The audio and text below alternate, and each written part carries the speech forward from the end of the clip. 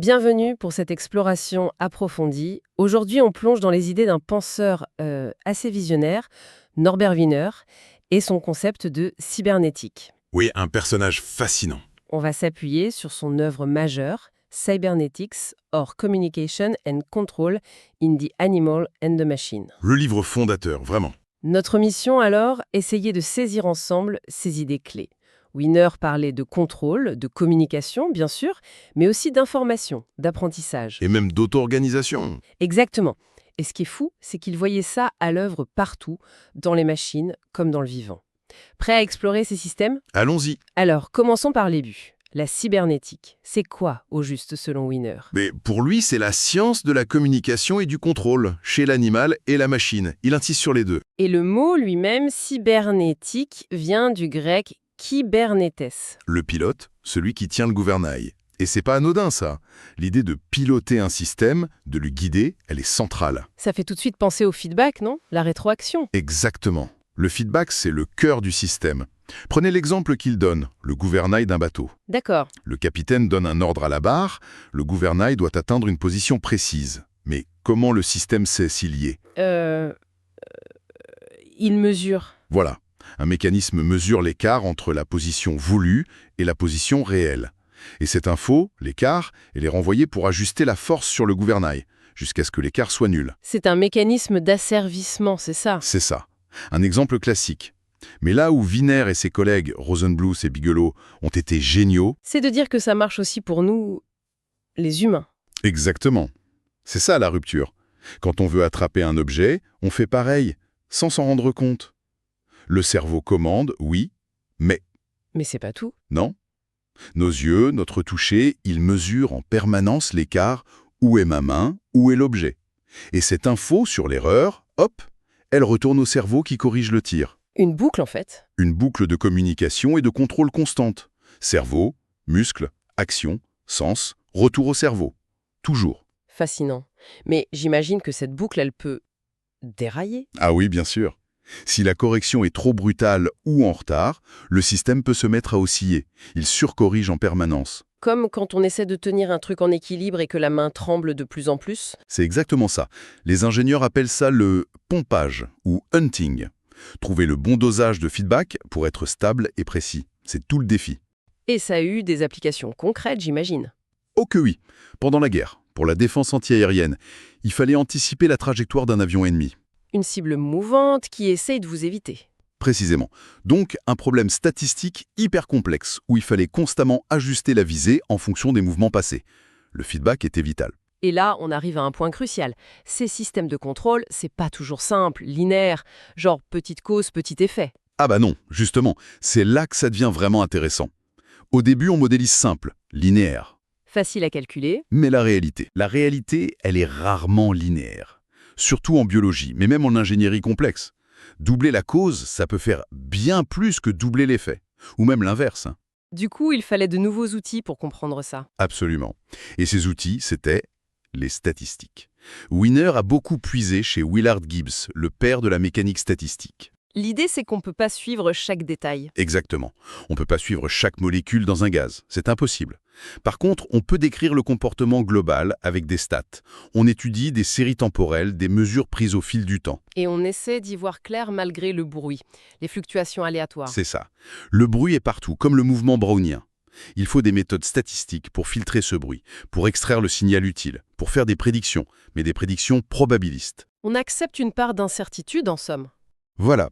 Il mentionne même la théorie ergodique, une idée assez pointue. En gros, si on observe un système assez longtemps, on peut parfois déduire ses propriétés statistiques globales. C'est ce passage du déterministe simple aux statistiques complexes et non linéaires qui est fondamental. D'accord. Et en parallèle, il y a cette autre idée qui émerge, l'information. Pas juste un concept vague, mais quelque chose de mesurable. Oui, c'est une convergence assez incroyable à cette époque. Fisher en stats, Shannon en théorie de la com et Wiener. Tous arrivent à l'idée qu'on peut quantifier l'information. Et l'unité de base, c'est le choix binaire. Oui, non, pile face. Le fameux bit, la quantité d'informations nécessaire pour choisir entre deux options équiprobables. Ok, on peut mesurer l'info, mais... Et alors, quel rapport avec le contrôle, la cybernétique? Ouais, le lien est très profond. Pour Wiener, l'information, c'est en quelque sorte l'opposé de l'entropie. L'entropie. La mesure du désordre en physique, C'est ça, la tendance au chaos. c'est ça. La goutte d'encre qui se dilue, le système qui tend vers l'uniformité, le désordre, l'entropie augmente. Et l'information ferait l'inverse. Localement, oui. Recevoir une information pertinente, ça réduit l'incertitude. Ça structure, ça organise la pensée ou l'action. C'est une création d'ordre local, C'est pour ça qu'il parle d'entropie négative. négative, comme si elle combattait l'entropie. En un sens, oui. Bien sûr, l'entropie globale de l'univers, elle, augmente toujours, mais l'information permet de créer ces îlots d'ordre. Et inversement, quand l'info se perd dans le bruit, C'est comme une augmentation d'entropie, le retour au désordre. exactement, la connexion est là. C'est fascinant. Alors, si les systèmes échangent de l'info, s'ajustent par feedback, est-ce qu'ils peuvent aller plus loin? Est-ce qu'ils peuvent apprendre? On y vient. Et oui, Wiener aborde très clairement les machines apprenantes, celles qui s'améliorent avec l'expérience. Les systèmes de visée antiaérienne, c'était déjà une forme d'apprentissage alors? Une forme très primitive, oui. Ils affinaient leurs prédictions sur la base des erreurs passées. Mais il y a des exemples plus parlants. Comme? L'exemple classique, même si c'est Arthur Samuel qui l'a vraiment développé plus tard, c'est la machine qui apprend à jouer aux dames. Ah oui? Comment ça marche? Au début, elle a des règles de base pour évaluer une position, le nombre de pions, de dames, le contrôle du centre, avec des poids fixes pour chaque critère. D'accord. Et elle enregistre toutes ces parties. Et après un certain nombre de parties, elle analyse. Tiens, dans cette situation, quand j'ai privilégié ce critère, est-ce que ça a mené plus souvent à une victoire ou à une défaite? Et elle ajuste les poids? Exactement. Elle modifie l'importance qu'elle donne à chaque facteur en fonction des résultats passés. C'est du pur feedback sur sa propre performance. Elle apprend par essai et erreur. Et ça marche? Étonnamment bien, Samuel racontait que sa machine pouvait le battre après seulement 10 ou 20 heures d'entraînement contre elle-même ou d'autres. Elle devenait meilleure que son créateur. Incroyable. Elle apprend vraiment de ses succès et de ses échecs. Tout à fait. C'est un exemple magnifique de feedback non linéaire complexe au service de l'apprentissage. Wiener fait aussi une distinction intéressante. Oui. Entre cet apprentissage de l'individu, au cours de sa vie, il appelle ça ontogénétique, et l'apprentissage de l'espèce, sur des générations, via l'évolution, ça, c'est phylogénétique. D'accord. Il prend l'image du combat mangouste contre cobra. La mangouste semble s'adapter, apprendre les mouvements du serpent pendant le combat. C'est de l'apprentissage rapide, ontogénétique. Le cobra, lui, a des attaques plus instinctives, héritées de l'évolution. Apprendre, c'est déjà énorme. Mais Wiener va encore plus loin. Des machines qui se reproduisent. Là, ça devient vraiment de la science-fiction, non? Ça peut paraître fou, c'est vrai, mais il explore ça très sérieusement. Il fait le parallèle avec la biologie, les gènes, les virus qui utilisent l'information pour se répliquer. Mais comment une machine pourrait copier une autre machine? Surtout si on ne sait pas comment la première est faite. C'est là qu'il a une idée assez géniale, avec les concepts de boîte noire et boîte blanche. Boîte noire, boîte blanche. Expliquez-nous. La boîte noire, c'est un système dont on voit ce qui entre et ce qui sort. Mais on ignore comment ça marche dedans, l'inconnu. D'accord. Et la blanche? La boîte blanche, c'est un système qu'on construit nous-mêmes. On connaît sa structure, on peut la régler, l'ajuster, c'est notre modèle. Et l'idée, c'est que la blanche apprenne à imiter la noire? Exactement. On envoie le même signal d'entrée, souvent un bruit aléatoire standard, un bruit blanc, dans les deux boîtes en même temps. Puis, on compare leurs sorties. Et s'il y a une différence? On utilise cette différence comme feedback pour ajuster les paramètres internes de la boîte blanche. Progressivement, la boîte blanche apprend à réagir comme la boîte noire, à donner la même sortie pour la même entrée. Même sans savoir comment la noire est fabriquée? C'est ça qui est fort. C'est une forme d'ingénierie inversée, automatique en quelque sorte. La structure apprend à copier la fonction. C'est fou. Et Wiener pousse même plus loin. Il spécule, est-ce que, au niveau moléculaire, les fréquences propres aux molécules, leur spectre, ne pourraient pas servir de patron pour l'auto-assemblage, comme des oscillateurs qui se synchronisent? Une sorte d'auto-organisation guidée par les fréquences. C'est une hypothèse très spéculative, bien sûr, mais ça montre qu'il cherchait des principes universels d'auto-organisation. Toutes ces idées, l'info, le feedback, l'apprentissage, ça nous ramène forcément au cerveau humain, non? L'ultime boîte noire complexe. Inévitablement. À son époque, les ordinateurs, c'était les débuts. Des grosses machines, logiques, binaires, avec l'algèbre de Boole. Très différents en apparence du cerveau. Neurones, synapses, seuils. Mais il cherchait quand même des analogies, hein. Oui, et des différences. Sur la mémoire, par exemple. Il imaginait déjà une distinction. Mémoire à court terme et à long terme. C'est ça. Une mémoire à court terme, peut-être comme un signal qui tourne en boucle dans des circuits neuronaux, des boucles de réverbération, pour maintenir l'info active. Et la mémoire à long terme?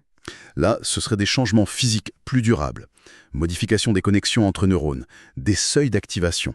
Quelque chose qui change la structure même du réseau.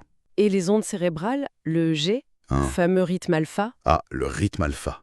Ça l'a beaucoup intrigué. Ce rythme autour de 10 Hz quand on est relax, les yeux fermés. Oui. Plutôt que d'y voir juste du bruit, il a eu cette hypothèse audacieuse. Et si c'était de l'auto-organisation? Des millions de petits oscillateurs neuronaux qui interagissent de façon non linéaire. Et qui finissent par se synchroniser. Exactement. Ils se calent spontanément sur cette fréquence commune de 10 Hz. Une émergence collective. Une sorte de pulse du cerveau, mais est-ce que ça servirait à quelque chose? Bonne question. Il suggère un rôle dans le timing, une sorte d'échantillonnage, comme si le cerveau traitait l'info par fenêtre d'environ 1/10 de seconde. Le rythme alpha pourrait être l'horloge qui scande ces fenêtres. Une sorte de portionnage, il appelle ça gating. C'est l'idée. Il s'appuyait sur des expériences de temps de réaction qui semblaient montrer ces paliers de 100 millisecondes.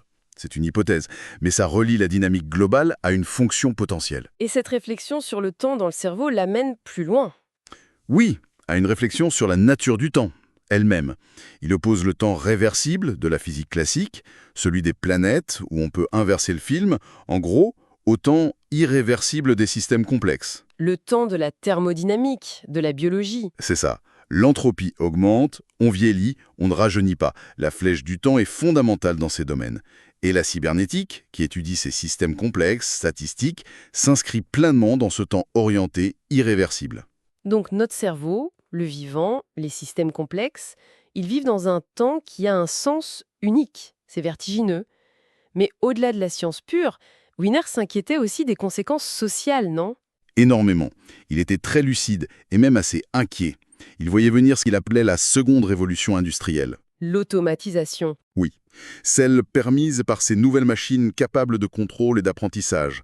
Il craignait qu'elles ne dévaluent le travail humain moyen. Que beaucoup de gens n'aient plus grand-chose à offrir sur le marché du travail. C'est ce qu'il disait, avec ces mots. Rien à vendre qui vaille la peine d'être acheté.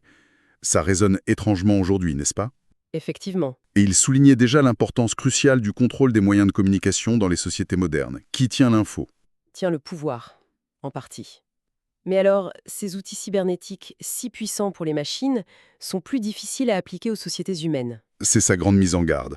Il était très sceptique sur une application directe, naïve. Plusieurs raisons. D'abord, l'observateur influence toujours le système social qu'il étudie.